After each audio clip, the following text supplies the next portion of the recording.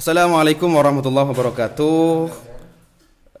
Para penonton, berjumpa kembali dalam acara podcast Ramadan MTS Miftahul Ulum 2 Banyu Putih Kidul, Kecamatan Jatiroto, Lumajang. Kali ini kita kedatangan tamu yang mana beliau merupakan salah satu staf pengajar di MTS Miftahul Ulum 2 Banyu Putih Kidul. Nama beliau adalah Didik Syaifullah. Ustadz Didik Syaifullah. Ya. SPD Ustadz ya. SPD. Sepeda. Sarjana pokok jati Ustadz. Bukan ya. Didik Syaifullah sepeda. Syaifullah sepeda. Seingat saya Ustadz Didik ini menempuh pendidikannya di salah satu perguruan tinggi di Lumajang yang bernama STKIP PGRI. Betul Ustadz ya? PGRI ya. Ditempuh berapa tahun Ustadz? 4 tahun. Alhamdulillah, normal berarti ya. Tidak sampai berlarut-larut sehingga menjadi mahasiswa abadi di sebuah perguruan tinggi begitu ya. Baik, Ustadz Didik, panjenengan mengambil tema Ramadan dalam perspektif sosial. Apa sih yang melatar belakangi Anda mengambil tema ini? Ramadan itu dalam perspektif sosial itu yang pertama itu kaitannya banyak sekali. Banyak sekali. Jadi perspektif Ramadan dilihat dari kacamata sosial itu hampir sebagian besar aktivitas kita itu berubah. Yang awalnya kita tidak berpuasa dengan yang masuk yang namanya waktu berpuasa yakni Ramadan. Ya, yang pertama kepekaan sosial. Kepekaan sosial termasuk di dalam Ramadan ini. Contoh konkretnya Ustadz, kepekaan sosial.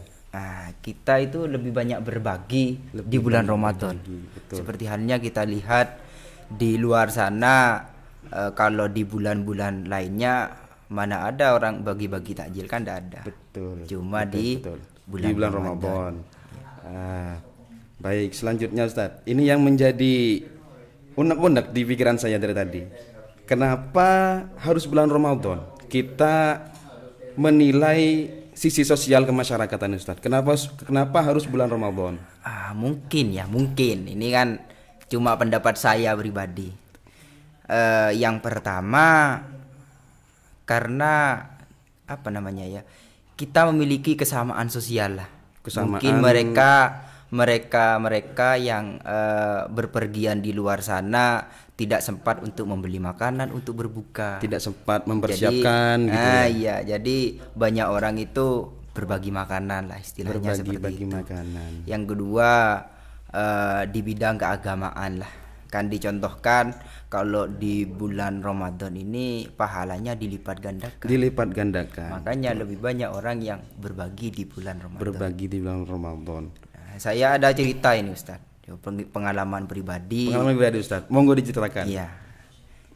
Dulu waktu kuliah di PGRI. Iya.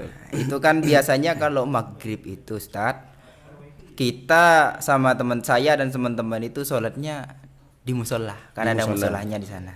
Tapi di bulan Ramadan itu kita sholatnya itu di masjid Ustadz. Sholatnya di masjid. Jadi kata teman saya gini, ayo sholat di masjid. Mungkin saya sebelum tahu itu ada takjil di masjid, ya bertanya-tanya kok tiba-tiba ke masjid. Kok tiba-tiba kayak bisa dikatakan aneh gitu Ustaz ya. Kok keanehan sosial. Keanehan sosial. Iya, berarti ada daya tarik tersendiri bagi seseorang untuk berjamaah di masjid. Gara-gara tadi ada takjil, bagi-bagi takjil begitu. Itu pas sholat itu selesai jalan kaki ke masjid. Setelah sampai di masjid, setelah doa selesai keluar, itu ada takjilnya kan Ustaz. Kan ngambil takjil baru. Dan anehnya itu teman saya itu ambilnya 2 Ustaz. Oh, itu mungkin Ustaz. Itu gimana Ustaz? Itu mungkin karena saking luar biasanya rasa haus itu Ustaz. Jadi ketika melihat makanan atau minuman dibagi-bagikan, apalagi labelnya gratis Ustaz. Sedangkan orang yang berpuasa itu kan ibarat orang yang berjalan di padang pasir Ustaz. Ketika menjumpai takjil itu ibarat oase air jernih yang ada di tengah-tengah padang pasir, seakan-akan mau nyemplung gitu kan Ustaz. Aduh, gitu kan, Ustaz, ini seperti halnya penyalahgunaan ini Ustadz. Gimana menurut Bisa Anda jadi itu, penyalahgunaan Ustadz. penyalahgunaan orang berbagi itu kan biasanya kalau seumpamanya bagi-bagi nasi atau apa namanya ya? Air minum lah. Air minum lah. Kalau yang apa namanya dibagikan ke masjid 20. Berarti 20. kan untuk 20 orang. Nah, itu kalau ambil 2 semua Berarti hanya untuk 10 untuk orang. 10 orang. Kasihan yang 10. Nah, gitu. kasihan imamnya enggak kebagian nanti. Betul, kasihan imamnya dan marbot-marbot masjid yang lain. Pas keluar dari masjid itu Ustaz loh. Enggak kebagian. Bagian saya mana ini? Mungkin itu kembali ke pribadi masing-masing Ustaz ya. Iya. Jadi jangan mengambil lebih dari hak kita. Intinya gitu, lah Ustaz, berkah Ramadan. Biasanya ada Ramadan. dapat makanan juga bisa dapat makanan. Baik, itu dari sisi kepekaan sosial Ustaz. Ini ada fenomena Ustaz. Saya ingin tahu bagaimana pandangan Anda tentang fenomena ini. Fenomenanya adalah para pegiat medsos, konten kreator lah istilahnya. Itu pun sebelum Ramadan itu kan banyak Ustaz yang bagi-bagi makanan, bagi-bagi uang, bagi-bagi rezeki dan sebagainya lah. Itu banyak di kolom komentar itu banyak yang menilai alah riya, alah pamer.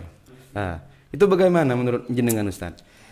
Kalau berbicara soal itu memang pandangan setiap orang tentunya berbeda-beda. Karena memang pikiran kita kan tidak sama. Kita kan memang berbeda-beda. Dan perbedaan ya itu kalau adalah menurut rahmat gitu kan. Iya. Kalau menurut saya pribadi Ustaz, tentang bagi-bagi di sosial media itu, ya boleh-boleh saja.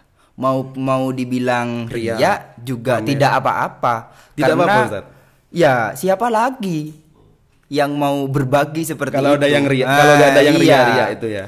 Kan itu walaupun dikatakan di kolom komentar dikatakan perbuatan yang ria, tapi kan pencitraan bermanfaat juga Ustadz untuk orang-orang yang bawa. Memang yang bilang ria itu mungkin kebanyakan yang tidak donasi. Iya itu. Masalahnya di situ. Ya. Jadi tidak apa-apa Ustadz ya. Kalau berbicara tentang pendapat manusia memang selalu salah Ustadz. Seperti contohnya itu saya ingat ini. Dulu kiai itu bercerita ada seorang anak sama orang tuanya, terus 1 ekor keledai. Satu ekor keledai. Iya. Betul. Yang pertama itu keledainya dinaiki oleh anaknya. Si anak. Ketemu sama orang, bilang orangnya dikomentari. Anak kurang ajar. Bapaknya suruh jalan kaki, anaknya enak-enakan di atas kan seperti itu Ustaz. Betul. Yang ada ganti tepat Ustaz. Bapaknya yang naik keledai, si anak jalan kaki. Ya gitu. Ketemu orang, bapak gak tahu malu ini.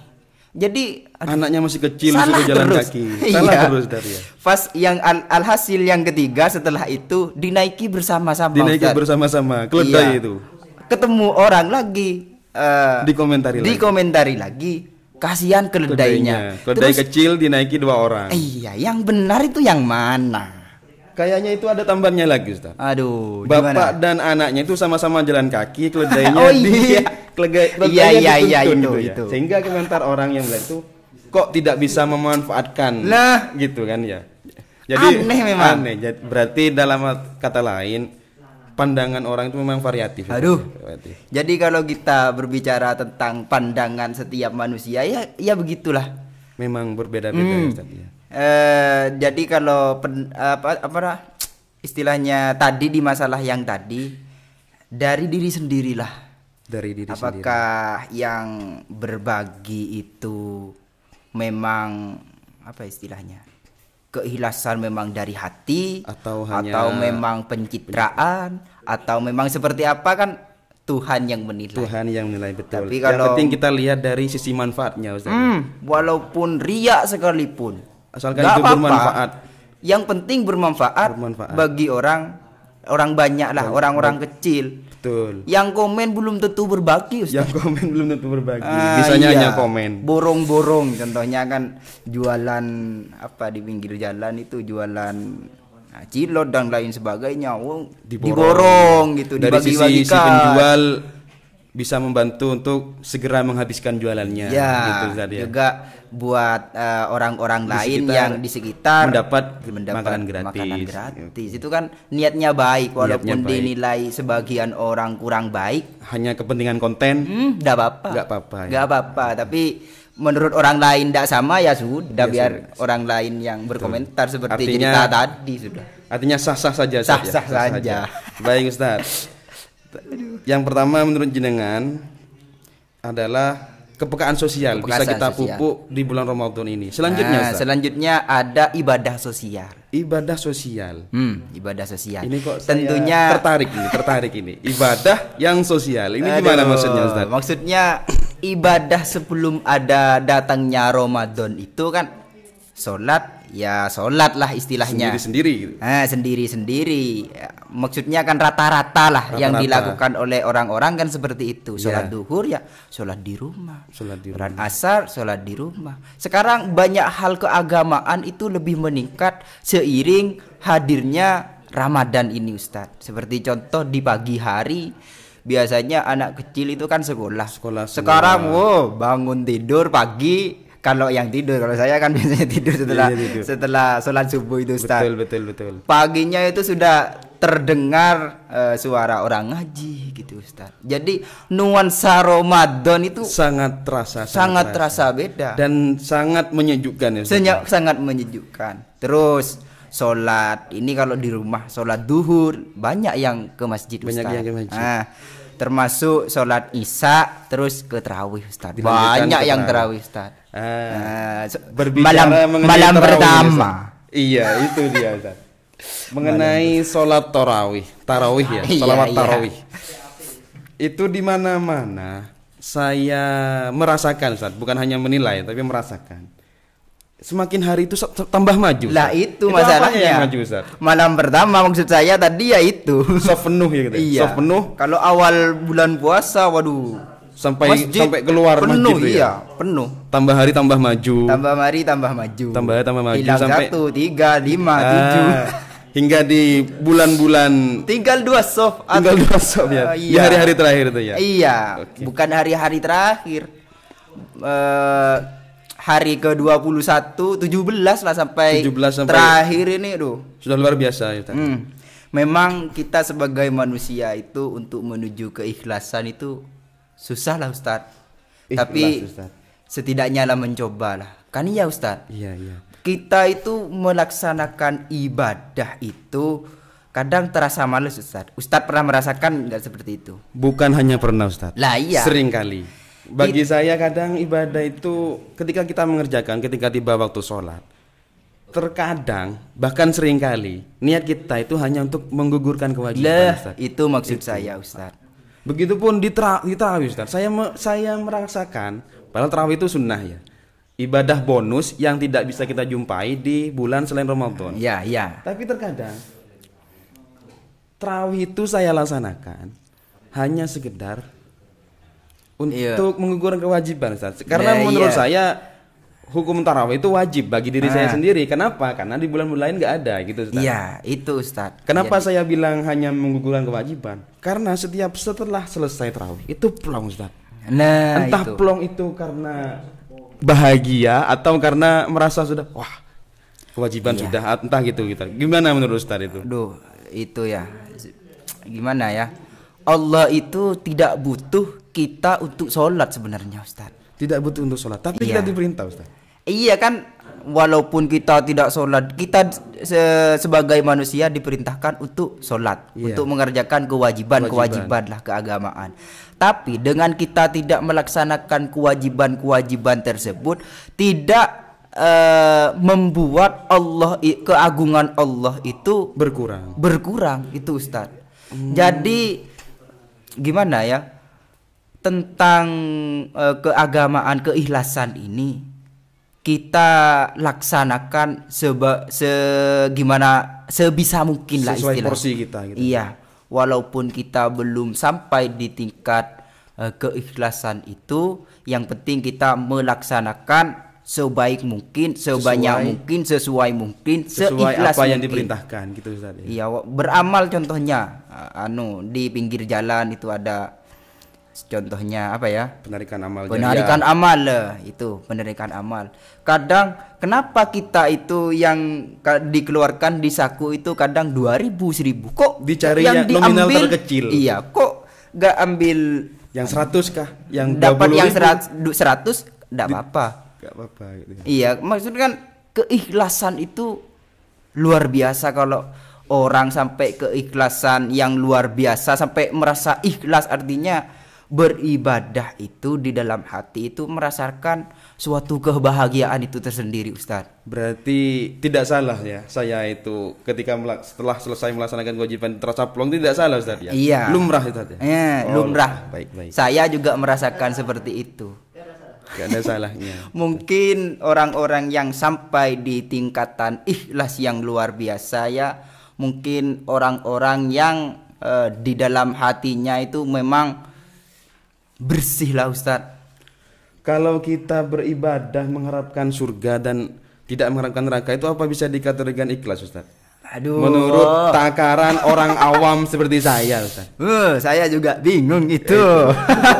Baik, kita lewat gitu ya. Terlalu berat ya, materinya terlalu berat. Karena saya pun juga melaksanakan yang semestinya sebanyak beribadah sebanyak mungkin, seikhlas mungkin, dengan harapan saya masuk surga gitu. Sama berarti. Manusiawi. Tapi mungkin terlalu berat itu Ustaz.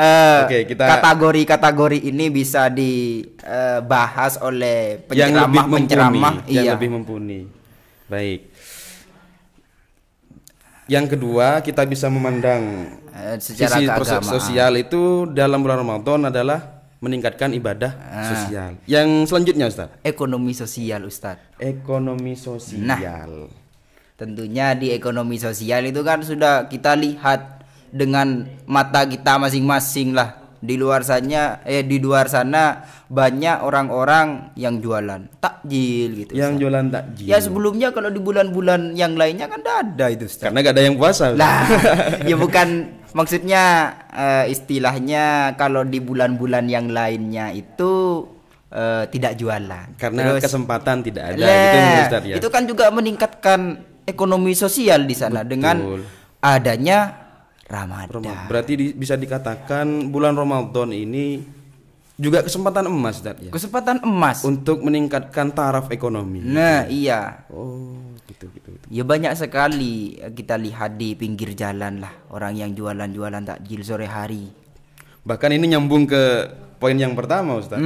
Iya, jualan takjil diborong oleh konten kreator dibagi-bagikan. Nah, iya betul. Memang Ramadan ini bulan yang penuh berkah itu sangat betul sekali Ustaz. Bukan hanya dari sisi hablum minallah saja Ustaz ya. Segala aspek lah. Segala aspek. Itu semuanya berkah. Semuanya berkah. Tergantung pribadi kita masing-masing menjalankannya Ustaz. Kalau diibaratkan itu menurut saya pribadi nih Ustaz ya. Bukan kiai saya. Sama. Cuma menurut pribadi lah istilahnya. Kalau bulan Ramadan ini kita ibaratkan itu sama halnya kayak kita itu dikasih pinjam mesin pencetak amal Ustaz. Kita dikasih pinjam mesinnya ya? Iya. Karena itu hanya bisa terjadi di bulan Ramadan saja. Artinya begini Ustaz. Kita beribadah atau beramal melakukan kebaikan di bulan-bulan yang lainnya kita kan dicatat 1 Ustaz. Dicatat 1. Kalau di bulan Ramadan ini kita dicatat 10, dilipat gandakan seperti dicatat itu. 10 Ustaz ya? Iya. Jadi kalau kita contohnya itu di ladang itu nanam jagung satu-satu, bisa jadi kita nanam 1 kali 10 langsung. Nanam 2 kali 20 dan selanjutnya Ustaz. Jadi untuk orang-orang yang tidak memanfaatkan mesin ini sebagaimana mestinya, ya sangat rugi lah Ustaz. Sangat merugi. Iya. Betul. Karena Ramadan ini kan tidak ya datang apa namanya tiap tahun. Tapi kan kita sebagai manusia itu belum tentu sampai kepada tahun berikutnya. Betul. Apalagi yang muda-muda ini. Banyak Ustaz. Kan enteng Ustaz. Enteng sekali Ustaz. Menjalankan ibadah puasa hanya 2 jam Ustaz. 2 jam karena dari pagi itu tidur jam 5 bangun. Iya. 2 jam berpuasa, ujuk-ujuk buka sudah. Ada dalilnya itu Ustaz. Ada dalilnya Ustaz? Ada dalilnya itu. Katanya itu alasannya apa? Tidur di bulan Ramadan itu dicatat ibadah. Nah itu berarti tidurnya saya itu adalah ibadah kan? Tidur terus tadi ya? Iya. Jadi itu salah apa namanya? Salah penafsiran ya Ustaz ya. Salah penafsiran. Biasanya kan kita dikasih kesempatan untuk sampai di bulan Ramadan ini kita gunakan sebaik mungkin karena seperti yang saya katakan tadi, kita itu dikasih pinjam mesin pencetak ibadah. Pencetak amal. Pencetak amal betul, bukan pencetak ibadah. Amal dicatat 10 di sana Ustaz. Betul. Jadi kalau tidurnya puasanya itu cuma puasa sahur, tidur, setelah tidur bangun asar, kucing juga bisa itu Ustaz. Betul. Saya teringat ini ya Ustaz. Saya menjumpai di salah satu medsos ada sebuah makalah.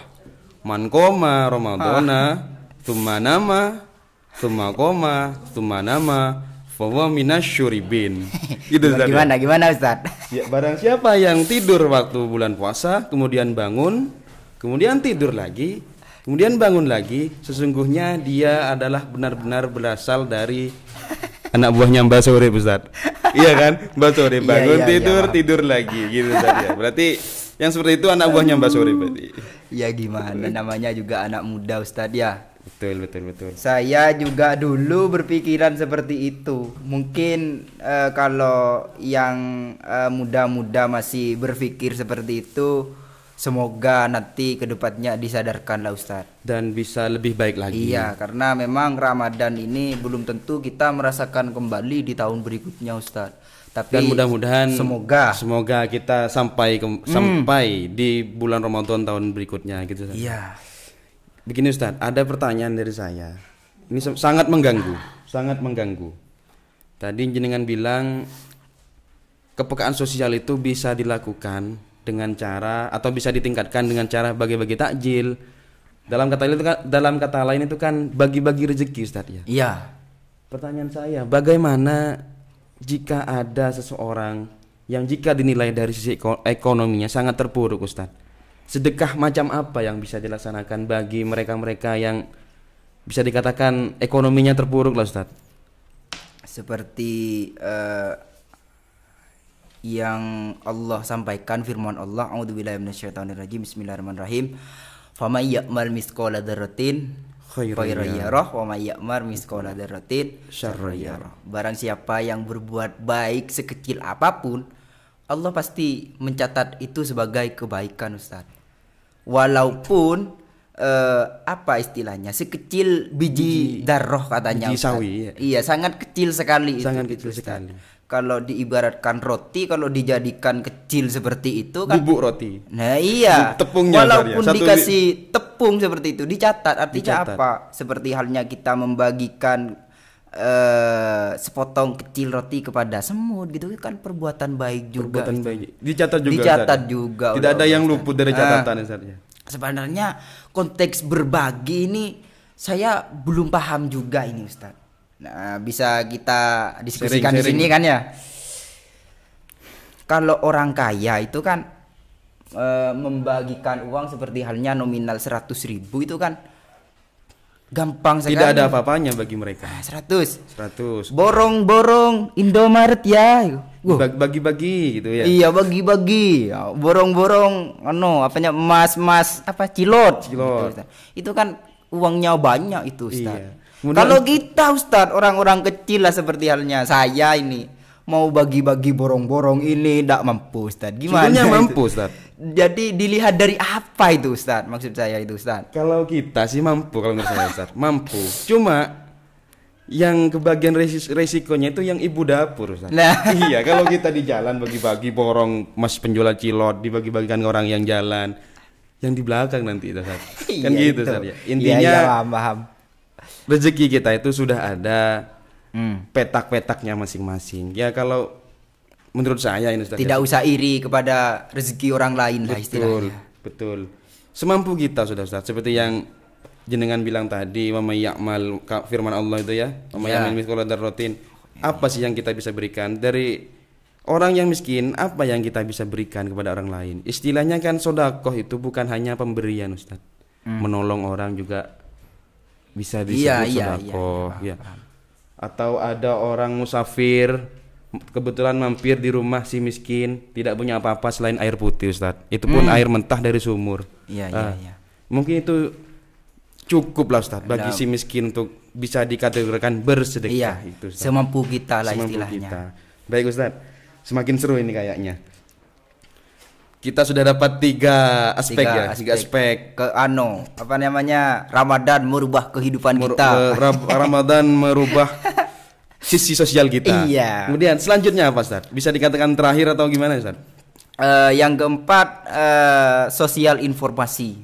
Tentunya kita kan di zaman sekarang ini sudah bermedsos itu. Jadi buka TikTok dan lain sebagainya. Itu kan sudah kita lihat bahwasanya nuansa-nuansa Ramadan ini berbeda, Ustaz. Betul. Dengan datangnya Ramadan ini biasanya pargor-pargor gitu, Ustaz. Gini, Ustaz. Sekarang buka TikTok, yang muncul mungkin tadarus, tarawih, fotonya agama, gini, fotonya habaib, fotonya kiai, Ustaz ya. Kalau dulu memang kayak gitulah kontennya ya. Ini juga Ramadan maksudnya adalah mempengaruhi di dunia maya juga. Facebook, TikTok dan lain sebagainya. Berarti medsos juga bisa kita jadikan ajang untuk berdakwah atau menebar kebaikan, Ustaz ya. Apalagi di bulan Ramadan ini ya. Tergantung siapa yang memanfaatkannya kan. Tergantung ada di tangan siapa itu. Iya. Kalau di tangan-tangan orang, biasanya yang dilihat ya itu saja. Betul. Ada orang berbagi di komen, malah riak ini kok. Padahal Anda tidak pernah berbagi. Betul.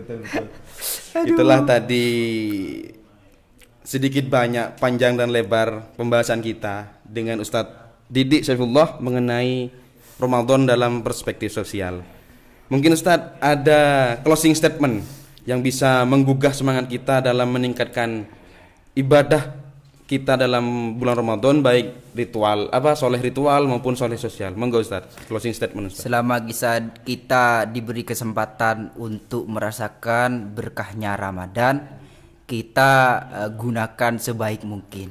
Karena mungkin kita itu tidak sampai di Ramadan berikutnya. Ramadan itu bulan yang penuh berkah, jadi kita gunakan sebaik mungkin. Seperti itu, Ustaz. Betul. Dan mudah-mudahan kita semua dipanjangkan umur oleh Allah Subhanahu wa taala. Amin. Sehingga bisa melaksanakan ibadah bulan puasa. Semoga sampai di Ramadan berikutnya, Ustaz. Amin ya rabbal alamin. Baik, saudara pemirsa, itulah tadi pembahasan kita, bincang-bincang kita bersama Ustadz Didik Saifullah, salah satu staf pengajar di MTS Miftaul Ulum 2 Banyuwangi Kidul. Kurang lebihnya dari kami mohon maaf apabila ada yang salah, itu murni dari kami pribadi. Apabila ada yang benar, monggo diambil, dan satu hal yang penting, kebenaran hanya milik Allah Subhanahu wa taala. Kurang lebihnya mohon maaf, wabillahi taufik wal hidayah. Assalamualaikum warahmatullahi wabarakatuh. Waalaikumsalam warahmatullahi wabarakatuh. Monggo Ustaz, airnya Ustaz.